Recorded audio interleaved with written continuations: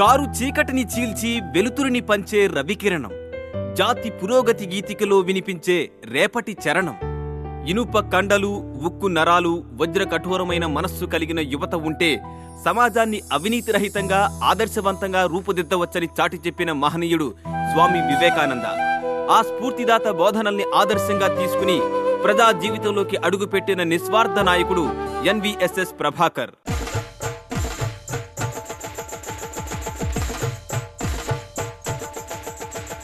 ప్రభంజనం ప్రభంజనం ప్రభంజనం ప్రభంజనం ప్రభాకరుని ప్రభంజనం ప్రభంజనం ప్రభంజనం బీజేపీ ప్రభంజనం.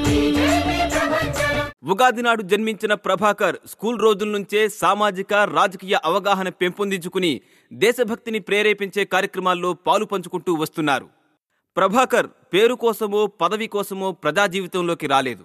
రాజకీయ రంగు, రుచి, వాసనలు తెలియని చిన్నతనంలోనే తన మనస్సును పరోపకారం వైపు మళ్లించిన నవయువ సారథి.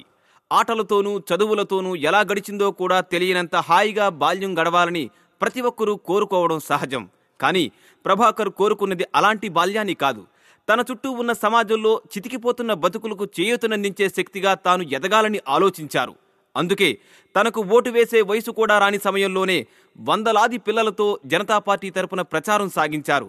సింగపూర్లో జరిగిన యూనివర్సిటీ విద్యార్థుల సమ్మేళనంలో తన ఉపన్యాసం ద్వారా జాతీయ భావాన్ని రేకెత్తించి అందరినీ ఆకట్టుకున్నారు ప్రభాకర్. చైనా ఆహ్వానం మేరకు అక్కడ పర్యటించి విద్య, వ్యవసాయ, పారిశ్రామిక, నీటిపారుదల రంగాల్లో ఆ దేశం సాధించిన ప్రగతిని అధ్యయనం చేశారు. ప్రభంజనం ప్రభాకరుని ప్రభంజనం ప్రభంజనం ప్రభంజనం బీజేపీ ప్రభంజనం.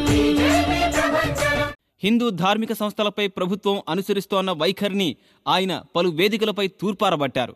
దేవాలయ ఆస్తులను